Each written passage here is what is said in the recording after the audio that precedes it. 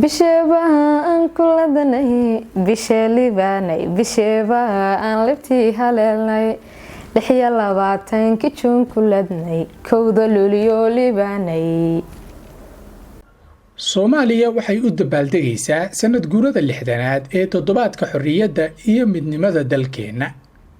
inkastoo dalal uu Turkigu ka mid yahay uu saameeyay cudurka safmarka ah ee COVID-19 oo aysan suuro gelin in munaasabada loo qabto toddobaadka xorriyadda, haddana qaar ka mid ah shacabka Soomaaliyeed ee ku dhaqan halkan oo isugu jira hal abuuro, ganacsato iyo arday ayaa ka hadlay qiimaha xuska toddobaadka xorriyadda iyo midnimada Soomaaliya.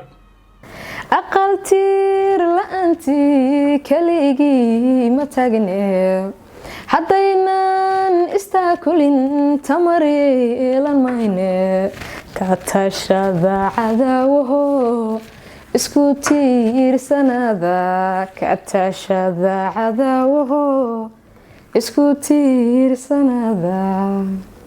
bismillaahir rahmaanir rahiim. magacaygu waa Najmo Maxamed Sheekh Cumar. waxaan halkan uga hambaleynayaa dhammaan ummadda Soomaaliyeed meel kasta joogaan. waxaan uga hambaleynayaa sanad guurada 60aad ee qarankeena maalintii xornimadan qaadanay. anoo ku hadlaya magacayga iyo magaca ururka ganacsatada Soomaaliyeed ee wadanka Turkiga khaasatan Ankara, waxaan halkan hambaliyo diiran uga diraya ummadda Soomaaliyeed meel kasta oo ay dunida ka joogto. ana ugu hambaliyeynayo maadaama aynu ku jirno toddobaadkii xorriyadda, waxaan leeyahay hambaliyo.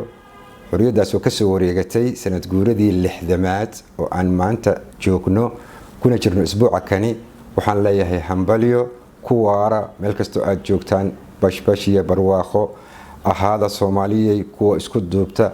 xorriyadda qiimaheeduna waxaad garan kartaa maalinta taagan tahay. maalinta xorriyadda aad maqasho maalinta xorriyadda waxaad dareemaysaa in xorriyaddu qiimo ay leedahay. bismillaahir rahmaanir rahiim.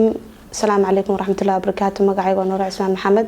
وحن دمان وبدأ الصوماليات وجههم بليانيا تدبات كحرية سند جوردي الحثنات وحن لا يهمل كستي شوغان هم بليو.